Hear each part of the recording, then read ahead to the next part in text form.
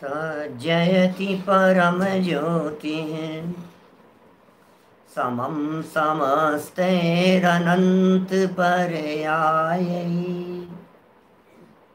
दर्पण तल इव सकलाः प्रतिफलति पदार्थ मालिका यत्र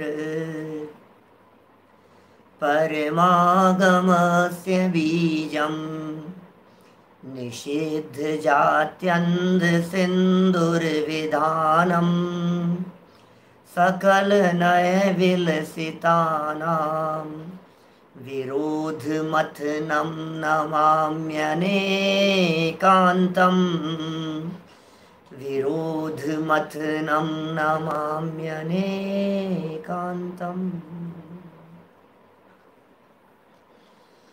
आचार्य अमृतचंद्र स्वामी की ये रचना पुरुषार्थ सिद्धि उपाय नामक ग्रंथ अहिंसाणु व्रत के संदर्भ में चर्चा चल रही थी और आचार्य देव ये कह रहे थे कि श्रावकों के जीवन में अहिंसा धर्म का पालन सबसे प्रमुखता से किया जाना चाहिए। ये जीव जितना भी बन सके अहिंसा का पालन करने का प्रयत्न करो, क्योंकि अहिंसा ही एकमात्र ऐसा धर्म है जिसके होने पर सर्वधर्म स्वयमेव निभते हैं। सर्वधर्मों का मूल है अहिंसा। अहिंसा पालन करने की विधि में सबसे पहले तो रागादि भावों के त्याग की बात कही थी और फिर आगे धीरे धीरे चलते हुए 5 उदंबर फल और मध्य मास मधु के त्याग की चर्चा भी कर ली। और कल जो प्रकरण हमने यहाँ पढ़ा था उनमें यह कहा था कि एक होता है उत्सर्ग त्याग, एक होता है अपवाद त्याग। भव्य जीवों को 9 कोटि से त्याग करना चाहिए। मन वचन काय और कृत कारित अनुमोदना, इतनी बातों को ध्यान में रखकर मन कृत मन कारित मन अनुमोदना, वचन कृत वचन कारित वचन अनुमोदना, इतनी बातों को ध्यान में रखकर माने 9 प्रकार से अहिंसा का त्याग करने की भावना बानी चाहिए। 9 प्रकार से अहिंसा का जो व्यक्ति त्याग करता है वह जीव निश्चित तौर पर मोक्ष मार्गी होता है।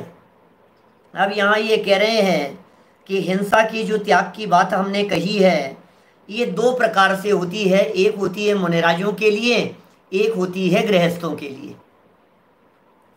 तो चूंकि हम लोग गृहस्थ हैं इसलिए मिनिमम पात्रता बतला रहे हैं। गृहस्थों के लिए, श्रावकों के लिए कम से कम इतना तो त्याग किया जाना चाहिए। हम कितना त्याग करें, हमारे माध्यम से कम कितना त्याग किया जाना चाहिए। तो आचार्य देव कह रहे हैं कि भाई तरस हिंसा का तो त्याग कर, कम से कम मोटा मोटा त्याग तो कर, स्थूल रूप से त्याग तो कर। सर्व चीज़ों का त्याग न हो सके तो जितना तेरे से निभ सके उतना तो निभा। अष्टपाहुड़ की मूल गाथा है इस प्रकार की, जम सक्कई तम कीरई जम च न सक्कई तम च सद्धरणम केवली जिणे ही भणियम सद्ध मानस सम्मतम। दर्शन पाहुड़ की गाथा है। समर्थ है ना तू इतना त्याग करने में कि हाँ साहब समर्थ हूं, तो इतना त्याग कर। त्याग की भावना भाव। और आपको मालूम है पीछे ऐसी भी बातें कही गई थी इन्हीं अमृतचंद्राचार्य के माध्यम से कि यदि आप त्याग नहीं करते हैं और सेवन भी नहीं करते हैं तो भी आपके निरंतर पाप लग रहा है। अविरमण और परिणमन ये 2 शब्द दिए गए थे। ये कुछ ऐसे यूनिक वर्ड्स हैं अमृतचंद्राचार्य देव के जो हमें याद होने ही चाहिए। एक होती है अविरमण रूप हिंसा, एक होती है परिणमन रूप हिंसा। अविरमण रूप हिंसा, अविरमण रूप हिंसा कैसी है? जिसमें व्रत नहीं लिया है, व्रत नहीं लिया लेकिन हिंसा भी नहीं करता। एक है परिणमन रूप हिंसा कि बाहर में भी त्याग कर दिया है। तो 2 प्रकार से कहा था। अब यहाँ उत्सर्ग और अपवाद मार्ग के रूप में कह दिया था और इस 76 नंबर गाथा में फिर 2 प्रकार बतला रहे हैं। एक हिंसा का त्याग होता है मुनिराजों के लिए और दूसरे प्रकार से हिंसा का त्याग होता है श्रावकों के लिए। मूल श्लोक पढ़ता हूं हिंसा के त्याग के दो प्रकार कहते हैं। धर्मम हिंसा रूपम संशृण्वन्तोऽपि ये परित्यक्तुं स्थावर हिंसामसहास्त्रस हिंसां तेऽपि मुञ्चन्तु।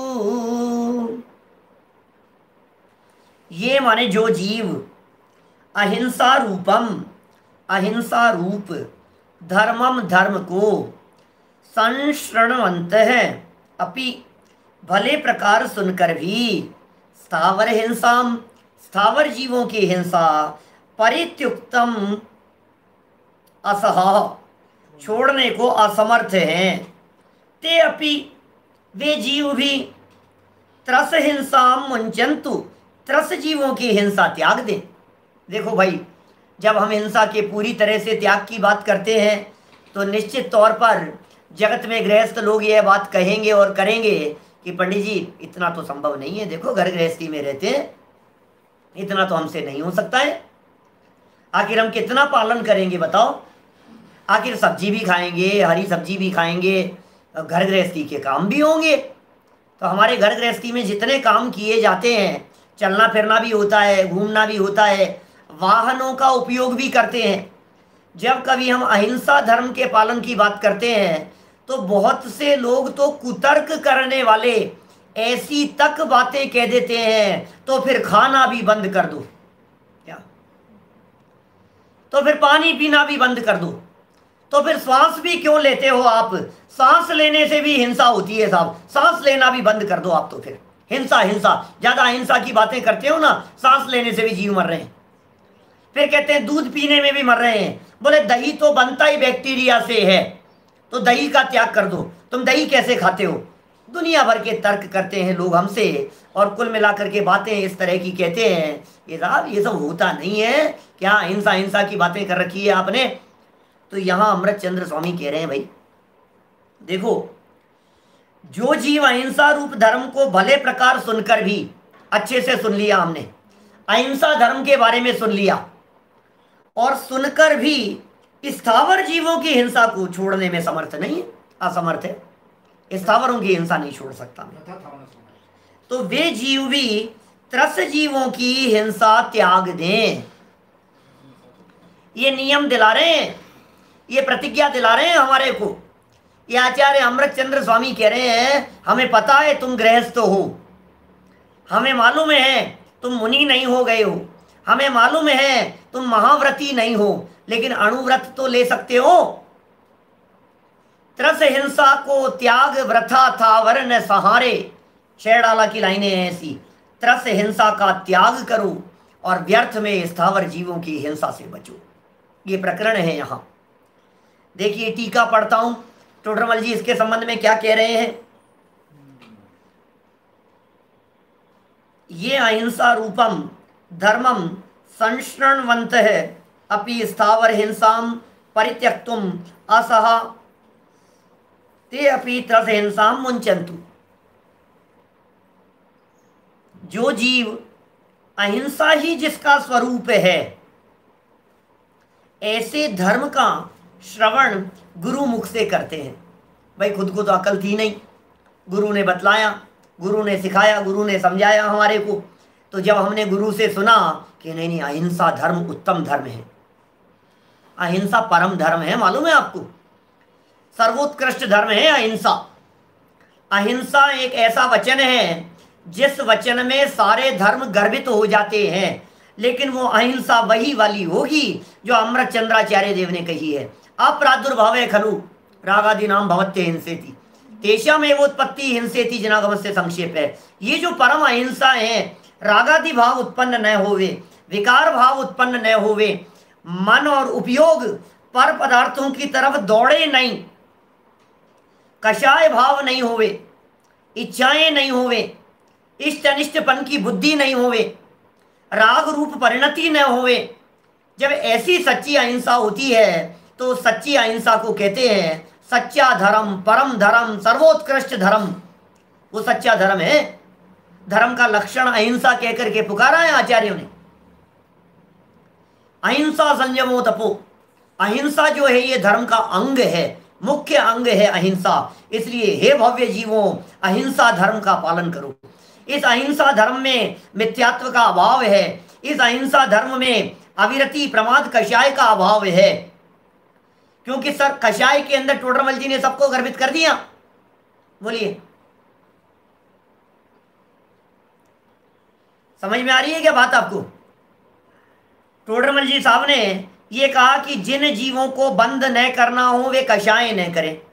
एक वाक्य तो ये दिया, और एक वाक्य पंडित जी ने ये दिया कि कषाय में मिथ्यात्वादी सभी भाव गर्भित हो जाते हैं।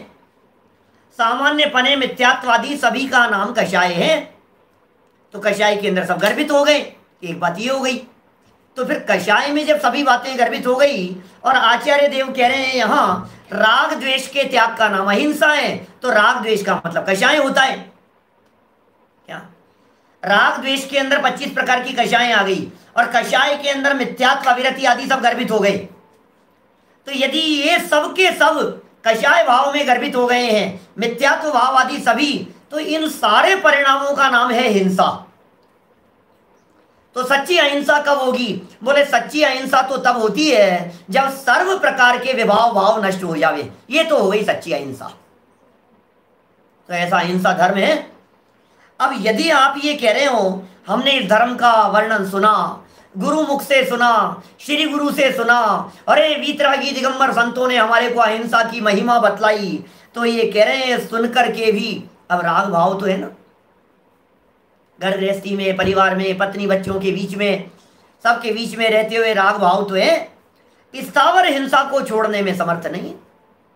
पानी ढुलता है भाई साहब, नहाए बिना तो रह नहीं सकते, और गर्मियां चल रही है अभी, तो हो सकता है 2-2 बार नहाने का मन हो। तो मेरा कहने का मतलब यह है कि यदि राग भाव का नाम सच में हिंसा है, और राग भाव के वशीभूत हैं अभी हम लोग, तो पूरी तरह से स्थावर हिंसा को छोड़ने में असमर्थ हैं। तो आचार्य देव कह रहे हैं भैया कोई बात नहीं, उन जीवों को भी त्रस हिंसा का त्याग तो करना चाहिए। आप कोई बात नहीं, आप पूरा त्याग नहीं कर पा रहे हो, आप त्रस का त्याग तो करो,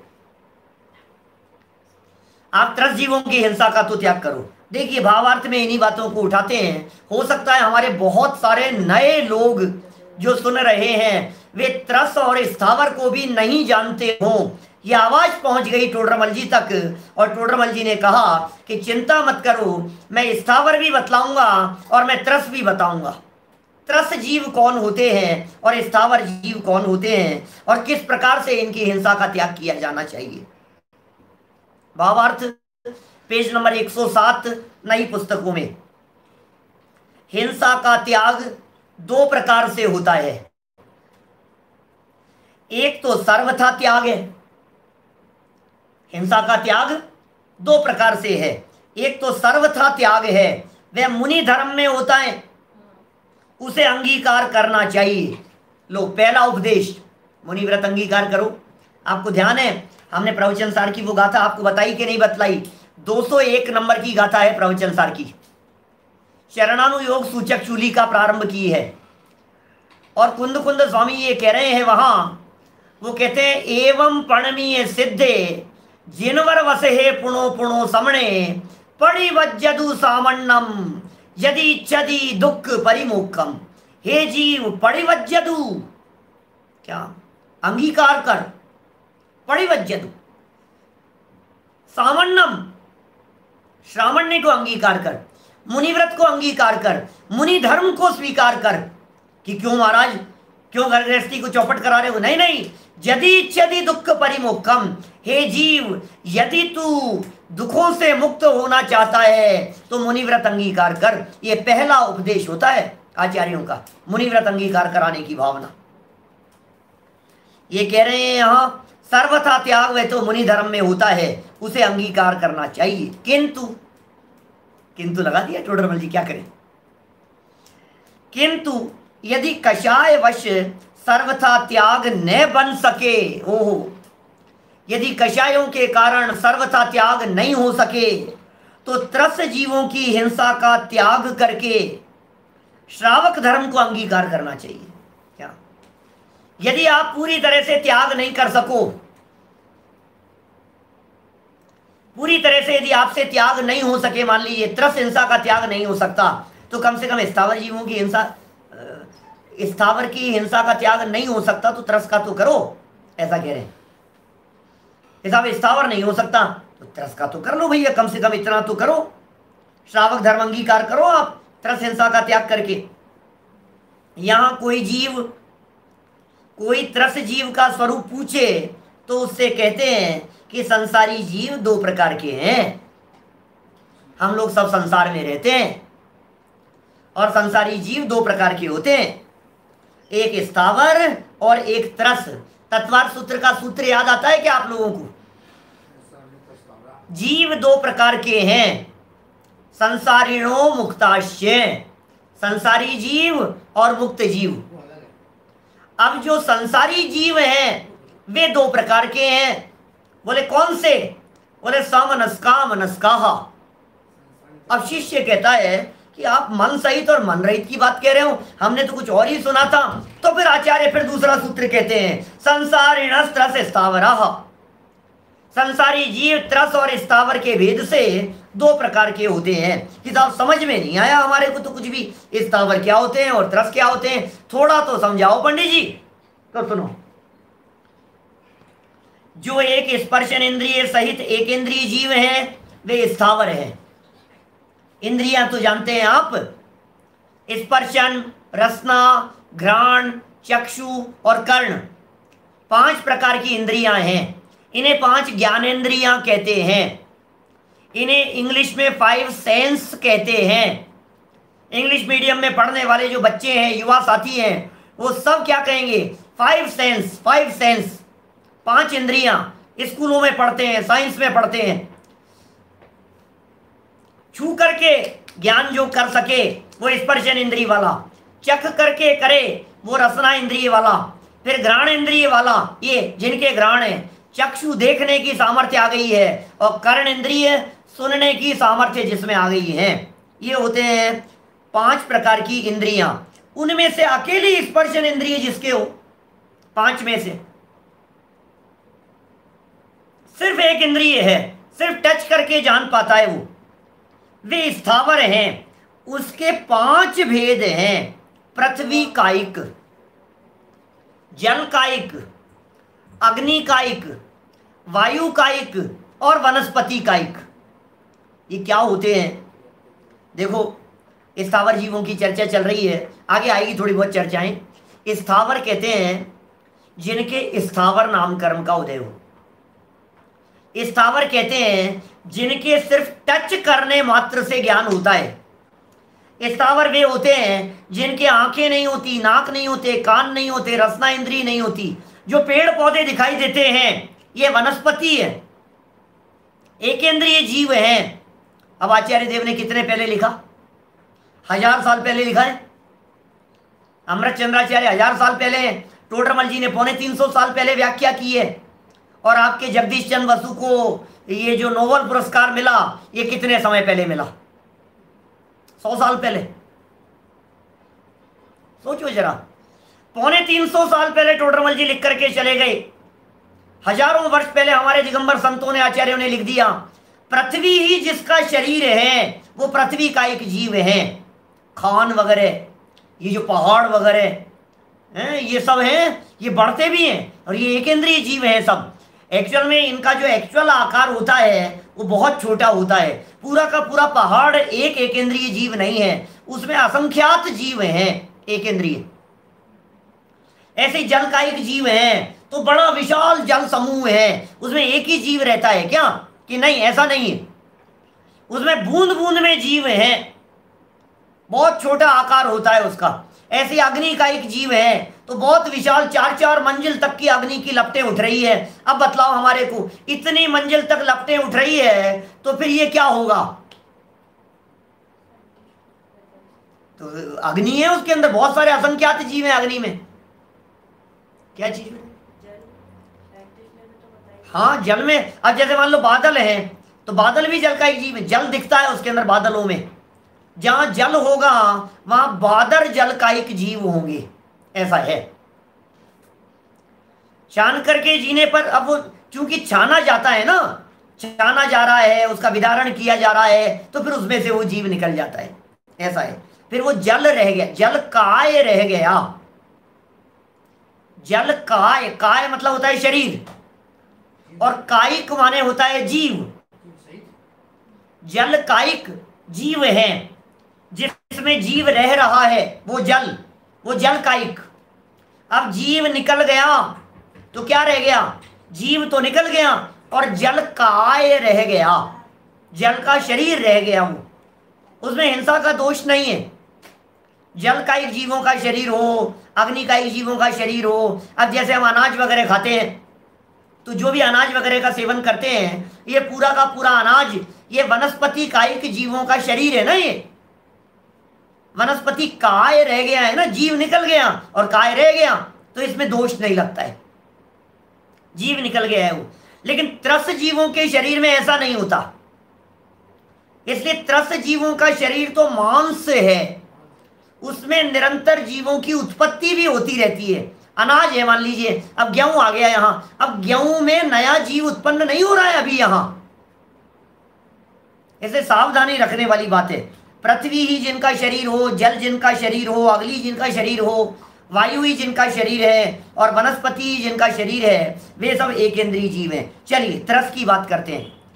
जो द्विइंद्रियादिक जीव हैं उन्हें त्रस कहते हैं। द्विइंद्रियादिक जीवों को कि क्या मतलब साहब, द्विइंद्रियादिक क्या होता है? सूत्र है उमा स्वामी आचार्य का, द्विइंद्रियादयस्त्रसाः। दो इंद्रिय, तीन इंद्रिय, चार इंद्रिय, पंचेंद्रिय, द्विइंद्रियादयस्त्रसाः। ठीक है ना? दो इंद्रिय, तीन इंद्रिय, चार इंद्रिय, पंचेंद्रिय, छह इंद्रिय, सात इंद्रिय, आठ इंद्रिय, ये सब त्रस होते हैं। शिष्य ने ऐसा समझा तो उमा स्वामी आचार्य को तत्काल एक सूत्र देना पड़ा। नहीं नहीं नहीं, क्या कर रहा है तू? 6 7 8 इंद्रिय कह रहा है। पंचेंद्रियाणी, पंचेंद्रियाणी, इंद्रियां 5 ही होती है। मैं तत्वार सूत्र के ऊपर जो मेरे व्याख्यान है, एक बार इंदौर में चलाया था मैंने, सन 2005 की बात है, 6 की, 5 में कोटा, 6 में, 2006 में इंदौर में मैंने 10 लक्षण पर्व पर 4 समय व्याख्यान होते थे, और एक समय तत्वार सूत्र के एक एक अध्याय पर अर्थ चलता था। तो मैंने पूरे तत्वार सूत्र के पहले सूत्र से लेकर अंतिम सूत्र तक सूत्र और अर्थ, सूत्र और अर्थ, सूत्र और अर्थ, और शिष्य की शंका और समाधान, ये शंका रखी, इसके समाधान में नया सूत्र, शिष्य ने फिर प्रश्न किया और उसके समाधान में फिर नया सूत्र। इस तरह से 357 सूत्र तक का पूरा प्रश्नोत्तर शैली के अंदर लिखा गया है, पूरा का पूरा ग्रंथ। मैंने कहा ना, द्विइंद्रियादयस्त्रसाः, 2 इंद्रियादि त्रस होते हैं। फिर इसके बाद वाला सूत्र पंचेंद्रियाणी कहां से आ गया? शिष्य को लगा कि 2 इंद्रिय से शुरू कर रहे हैं तो 6 7 8 10 इंद्रियां होती होगी, पता नहीं कितनी होती है। आचार्य नहीं नहीं 5 ही होती है। तो इंद्रियां 5 है, तो कह रहे हैं 2 से लेकर के 5 इंद्रिय तक के जितने जीव हैं उन्हें सबको त्रस कहते हैं। वो नहीं है इंदौर वाले वहां प्लेलिस्ट पर, लेकिन तत्वार सूत्र के पूरे प्रवचन डलास टेक्सास में अमेरिका के अंदर किए थे 5 वर्षों में, एक एक साल में 2-2 अध्याय लेते हुए, वो सारे प्रवचन अवेलेबल है, तो भी शॉर्ट में ही है। 30-35 प्रवचनों में, 33 प्रवचनों में पूरा तत्वार सूत्र गर्भित हो गया है। चलिए कोई बात नहीं, धन्यवाद जिग्नेश भाई, आपने याद दिलाया। देखिए उनके 4 भेद हैं। आप समझो, त्रस समझा रहे हैं यहाँ पे, त्रस क्या होते हैं, त्रस को समझ, अरे पकड़ में नहीं आता हमारे को। 2 इंद्रिय जीव की तुलना में 3 इंद्रिय जीव की हिंसा में ज्यादा पाप है। 3 इंद्रिय की अपेक्षा में 4 इंद्रिय की हिंसा का पाप और ज्यादा है। 4 इंद्रिय की तुलना में 5 इंद्रियों की हिंसा का पाप और ज्यादा है। अब हमारे पकड़ में ही नहीं आ रहा है कौन 2 इंद्रिय है और कौन 4 इंद्रिय है। तो कह रहे हैं थोड़ा सा क्राइटेरिया देते हैं। कई बार जब जब प्रसंग बनता है तो मैं इन विषयों को थोड़ा सा खोलता हूं। देखिए मोटा मोटा आइडिया लगेगा, हमारे विद्वानों के लिए भी उपयोगी है, जानने योग्य बातें हैं। जो लोग सभाएं चलाते हैं उनके लिए भी जानने योग्य है। देखिए सज्जन भाई क्या कह रहे हैं, इनके 4 भेद हैं, स्पर्शन और रसना सहित। पहला भेद, जिनके स्पर्शन और रसना ये 2 इंद्रियां होवे, वो कौन जीव हैं? लट है, लट समझ गए आप, फल फ्रूट्स में होती है, सब्जियों में होती है वो सब। कौड़ी, कौड़ी समझ गए क्या आप? ये कौड़ियाँ होती हैं क्या खेल, चौपड़ खेलते हैं चौपड़, आजकल के बच्चे तुम जानते हो चौपड़ क्या होता है? आरजेब जानते हैं, देखा ही नहीं कभी चौपड़? बड़े लोग सब जानते होंगे, पुराने समय में बहुत चौपड़ खेली जाती थी।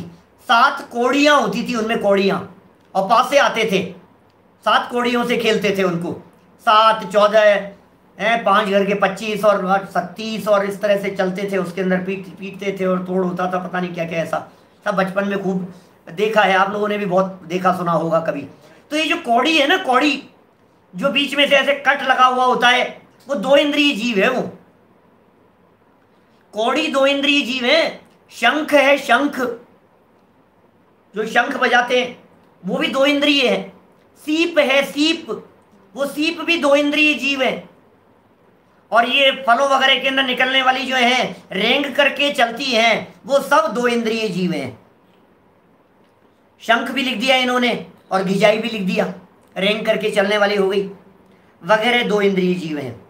फिर दूसरा भेद, पहला भेद हो गया 2 इंद्रिय, दूसरा भेद कह रहे हैं 3 इंद्रिय। स्पर्शन, स्पर्श, जीभ और नासिका, स्पर्शन रसना और घ्राण, इनसे जो संयुक्त हैं, माने जिनके घ्राण भी आ गई हैं, वे 3 इंद्रिय जीव हैं।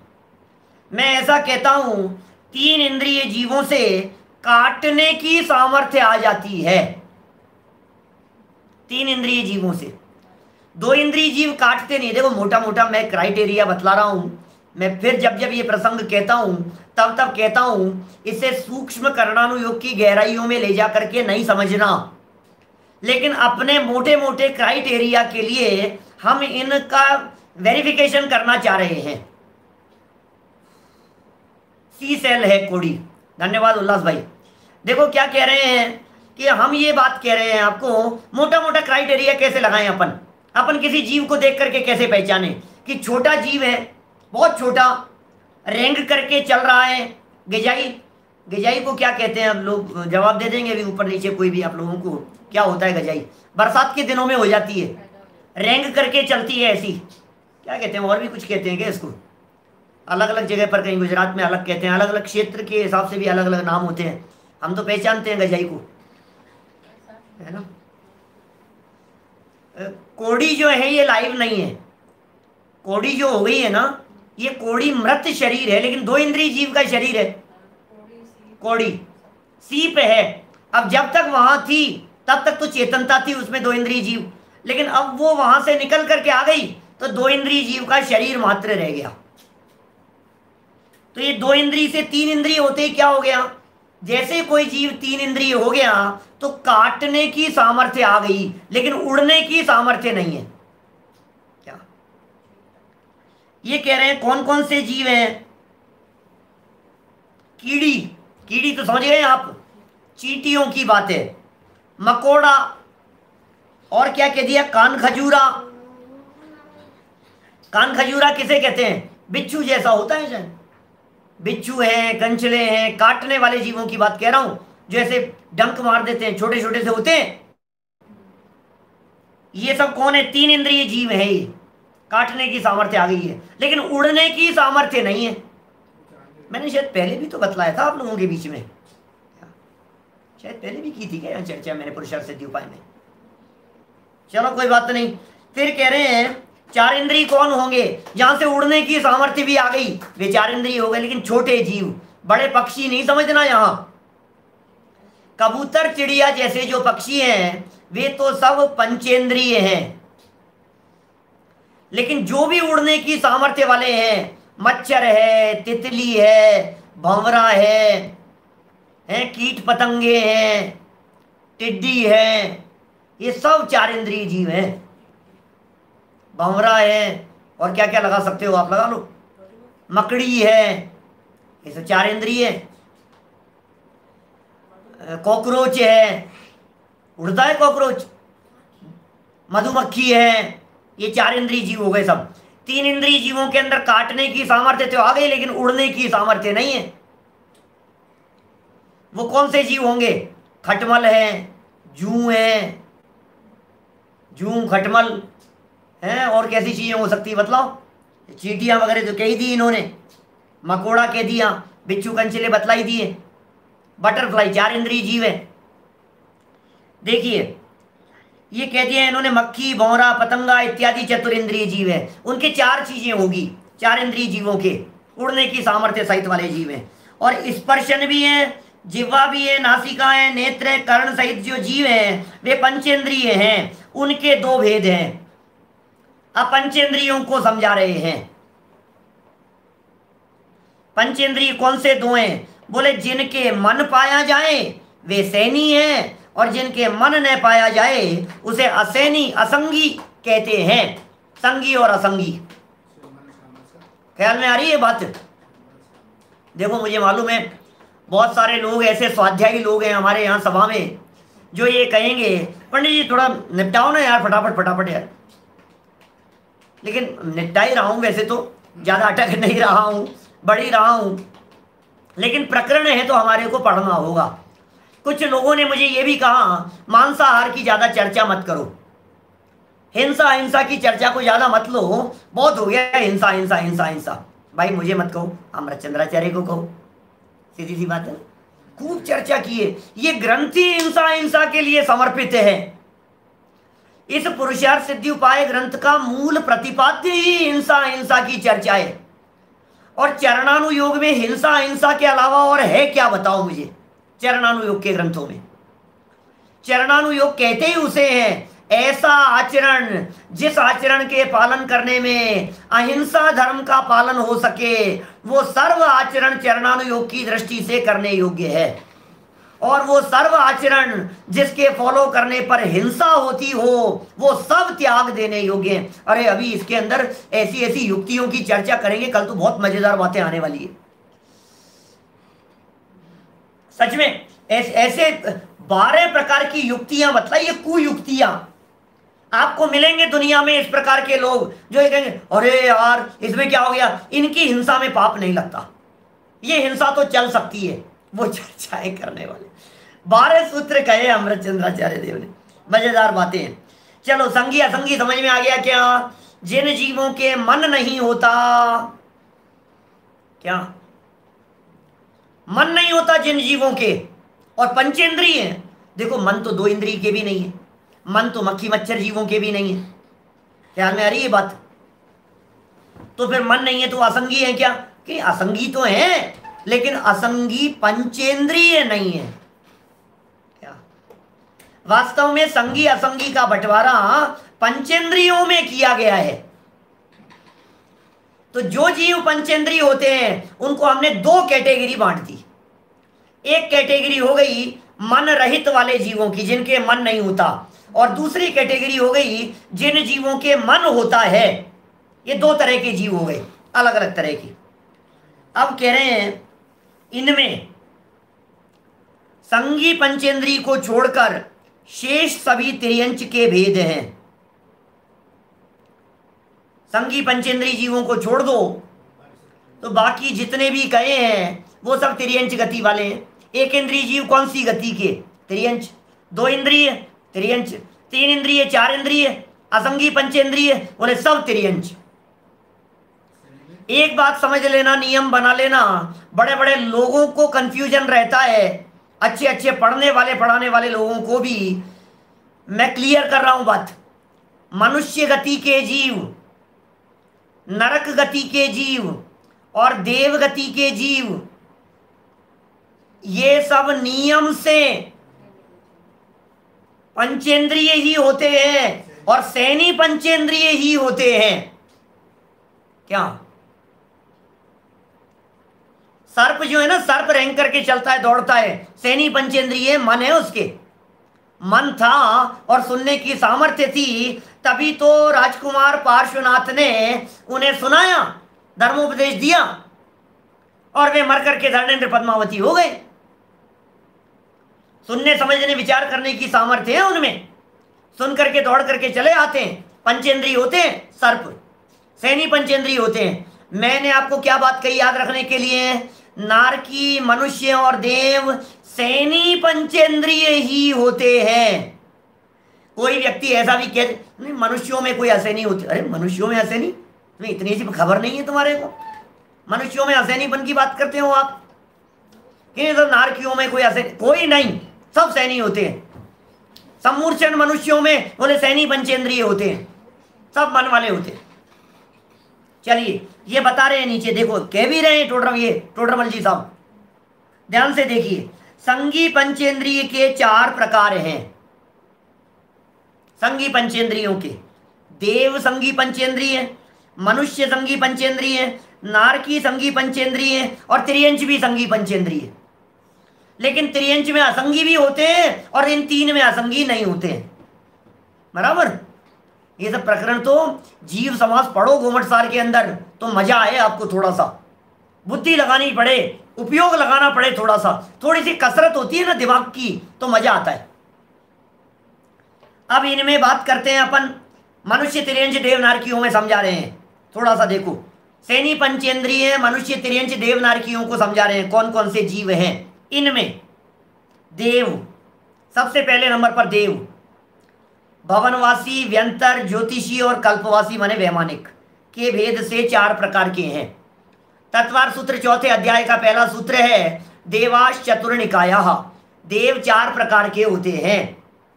भवनवासी अधोलोक में रहते हैं, व्यंतरवासी मध्यलोक में रहते हैं, ज्योतिष्क धरती से 790 से 900 योजन तक के बीच में सूर्य चंद्र ग्रह नक्षत्र तारे मध्यलोक में रहते हैं, और वैमानिक ये ऊर्ध्व लोक में रहते हैं। ठीक है। भवनवासी जो भवनों में रहते हैं, ज्योतिष्क ज्योति माने होता है चमक, रोशनी, प्रकाश, प्रकाशमान एरिया में जहां जो रहते हो वे हैं ज्योतिष्क। वैमानिक जो विमान में रहते हैं वे हैं वैमानिक। और कौन से बच गए? व्यंतर। व्यंतर भटकते घूमते फिरते रहते हैं। वैसे इनके व्यंतरों के स्थान अधोलोक और मध्यलोक में हैं, लेकिन इनमें कौतूहलादि की प्रधानता होती है ना, तो घूमते फिरते रहते हैं। अभी इन दिनों सुन रहे हैं वो सुशांत सिंह की आत्मा लौट करके आ रही है, ऐसा ऐसा कह रहे हैं लोग। दुनिया भर में इस तरह की चर्चाएं चल रही है। कोई आत्मा तो लौट करके आने की बात नहीं हो सकती है। सुशांत सिंह खुद लौट करके आ गया हो ये भी नहीं हो सकता है, हो भी सकता है। लेकिन ये जो है ना, कोई बताता है, कोई इस तरह से व्यंतर को अपने कंट्रोल में कर लेता है, तो वो कोई, मैंने आपको पहले भी बतलाया था, शायद मोक्ष मार्ग प्रकाशक के व्याख्यानों में कही थी चर्चा मैंने, कि कोई ऐसा भी हो सकता है जो व्यंतर बन गया हो पहले कोई, और वो किसी व्यक्ति के किसी के कंट्रोल में आकर और लोगों के प्रश्नों का जवाब देते हो। सुबह ग्रहित मिथ्यात्व की चर्चा में चल रही थी ना इस तरह की बातें। बहुत तरह के होते हैं इस तरह के जीव, आ जाएं और वो लोग उनको बुलाते हैं तो आ जाते हैं, उनके प्रश्नों का जवाब देते रहते हैं। ऐसा होता रहता है, तो उसमें कोई बाधा नहीं है। मानने पूजने का निषेध है, उनकी स्वीकृति और सत्ता में निषेध नहीं है। सत्ता तो है ही, ये लिख ही रहे हैं यहाँ 4 प्रकार के देव हो गए। मनुष्य भी 2 प्रकार के होते हैं। कौन कौन से? आर्या म्लेच्छाश्च, सूत्र है तत्वार सूत्र में, आर्या म्लेच्छाश्च। आर्य और म्लेच्छ के भेद से 2 प्रकार के हैं। क्या जितेंद्र भाई कह रहे हैं, परसों सुबह बतलाया था 131 नंबर के प्रवचन में, आज 133 नंबर था। आर्य और म्लेच्छ, हम लोग सब आर्य हैं, सब लोग आर्य हैं हम लोग। और म्लेच्छ होते हैं, वे म्लेच्छ खंड वाले जीव अलग प्रकार के होते हैं। म्लेच्छ खंड 5 म्लेच्छ खंड हैं। हम लोग जो भारत क्षेत्र में रहते हैं ना, ये भारत क्षेत्र 6 हिस्से हैं, इसके 6 खंड हैं। भरत चक्रवर्ती 6 खंड का स्वामी था। उन 6 खंडों में से 5 खंड तो म्लेच्छ खंड हैं। म्लेच्छ खंडों में धर्म नहीं होता, म्लेच्छ खंडों में पापी जीव होते हैं। क्या पाप की प्रमुखता होती है म्लेच्छ खंडों में। और जो आर्य खंड वाले होते हैं, इन आर्य खंड के मनुष्यों में ही सम्मूर्छन और गर्भज 2 प्रकार के भेद बनते हैं। म्लेच्छ खंड में सम्मूर्छन भी नहीं होते। आर्य खंड के जीवों में, मनुष्य गति के जीवों में 2 प्रकार के भेद बन जाएंगे। कोई मनुष्य ऐसे होंगे जो गर्भज होंगे, हम आप जैसे गर्भ से जन्म लिया है। कोई मनुष्य ऐसे होते हैं जो सम्मूर्छन मनुष्य होते हैं। जो सम्मूर्छन मनुष्य होते हैं वे भी सैनी पंचेंद्रिय होते हैं। सम्मूर्छन मनुष्य भी अपर्याप्तक होते हैं। टोडरमल जी ने मोक्ष मार्ग प्रकाशक पेज नंबर 67 पर लिखा, 67 नंबर पेज पर, मनुष्य गति के अपर्याप्त सम्मूर्छन जीवों का जन्म मरण श्वास के 18वें भाग होता है। प्रकरण तो गोमट सार का है, टोडरमल जी का 67 नंबर पेज पर किया गया कथन है। बात इसलिए कह रहा हूं कि मोक्ष मार्ग प्रकाशक खूब पढ़ा हो तो भी इस बात का ज्ञान नहीं होता, इसलिए बात कह रहा हूं, आपको पुनः याद दिला रहा हूं। 67 पेज का प्रकरण है। देखो क्या कह रहे हैं यहां, आर्य म्लेच्छ के भेद से 2 प्रकार के हैं मनुष्य गति के जीव। फिर त्रियंचों नारकियों की बात करो तो बोले नारकी जीव 7 भूमियों की अपेक्षा से 7 प्रकार के हैं। नरक की 7 भूमियां हैं, रत्न प्रवाह, शर्करा प्रवाह, बालुका प्रवाह, पंख प्रवाह, धूम प्रवाह, तम प्रवाह और महातम प्रवाह। इनके गुण नाम हैं, रूढ़ी नाम और है इनके अलग, धम्मा, वंशा, मेघा, अंजना, अरिष्टा, मगवी और माघवी, वो उनके रूढ़ी नाम हैं। 7 नरक पृथ्वियों के नाम है ये। एक 8वीं पृथ्वी है, वो 8वीं पृथ्वी होती है सिद्धशिला, जहां है 8वीं पृथ्वी के सेंटर में सिद्धशिला है 45 लाख योजन की, उसे अष्टम वसुधा कहते हैं। सिद्धशिला के बारे में ख्याल में आ रही है बात? इसलिए हम रोजाना अर्घ चढ़ाते हैं ना, देवशास्त्र गुरु का अर्घ चढ़ाते हैं, हम लोग बोलते हैं अष्टम वसुधा पाने को कर में ये 8 द्रव्य लिए। अभी अष्टम वसुधा, वसुधा माने होता है पृथ्वी, अष्टम माने होता है 8वीं, और 8वीं पृथ्वी पर सेंटर में है सिद्धशिला। तो माने सिद्धशिला से पार जाने की भावना है, माने सिद्ध बनने की भावना से, हे भगवान ये अर्घ समर्पित कर रहा हूं, ऐसी भावना व्यक्त करते हैं। रोजाना बोलते हैं देवशास्त्र गुरु का अर्घ, समुच्चय पूजन का अर्घ। एक चंद्रप्रभ भगवान की पूजन में भी अष्टम अवनिगमो शब्द प्रयोग आता है। 8वीं अवनि माने पृथ्वी, अवनि माने भी पृथ्वी होता है। तो 7 पृथ्वियां तो 7 नरकों की, और 8वीं पृथ्वी सिद्धशिला जहां है वो, उसे कहते हैं ईशत प्रागभार पृथ्वी। 8वीं पृथ्वी सिद्धशिला जहां है। लोग कहते हैं हम कौन सी पृथ्वी पर हैं, कि नरक की जो पहली पृथ्वी है वो पहली पृथ्वी की थिकनेस है 1,80,000 योजन मोटाई की, और हम इस पहली पृथ्वी रत्न प्रभा, उसमें जो खर भाग हैं, और खर भाग के भी 16 हिस्से 1,000 योजन के, उसमें चित्रा पृथ्वी पहले नंबर पर, और चित्रा पृथ्वी के ऊपरी तल पर हम लोग रहते हैं। यहां रहते हैं हम लोग चित्रा के ऊपर, इस पहली पृथ्वी पर, और नीचे सब नरक आदि के। तो 7 नरक पृथ्वियों या 7 भूमियों की अपेक्षा से ये 7 नरक कहे गए हैं। नारकी जीवों को 7 प्रकार से बांट दिया। पता है गोमट सार में तो 49 प्रकार का कह दिया, पटलों की अपेक्षा से।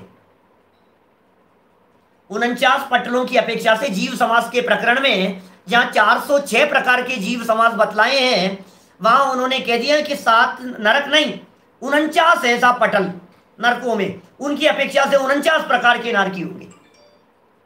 फिर उनके भी 2-2 बतला दिए, पर्याप्त और निर्वृत्त पर्याप्त कह करके, फिर उनके 2 विभाजन कर दिए। ऐसा है। चलिए ये हो गई, नारकी जीव भी सैनी पंचेंद्रिय हो गए। फिर कहते हैं त्रियंचों में, अब त्रियंच गति के जीवों की बात करो तो त्रियंचों में जो मत्स्य आदि हैं वे जलचर, वृषभादिक हैं ये स्थलचर, और हंसादिक हैं ये नवचर। ये 3 प्रकार के होते हैं, जलचर, थलचर और नवचर। जलचर कौन? जो जल में गमन करते हो। थलचर कौन? जो जमीन पे चलते हो। और नवचर कौन? जो आसमान में उड़ते हो। अब बताओ, हमारे दादा कई बार ऐसा प्रश्न पूछते हैं, अब बताओ हम लोग जलचर हैं, थलचर हैं या नवचर हैं? बोलो भाई।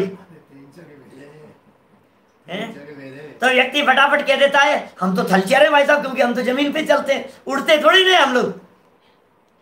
हम लोग उड़ते भी नहीं है, और हम लोग पानी में भी नहीं रहते हैं, तो हम लोग तो जमीन पर चलते हैं, इसलिए थलचर हैं। अरे भाई साहब, जलचर, थलचर और नवचर ये तीनों जरा पढ़ो तो सही, ये त्रियंचों के भेद हैं। क्या हम त्रियंच थोड़ी ने, हम तो मनुष्य हैं। क्या, ये वेद तो त्रियंचों के बतलाए गए हैं।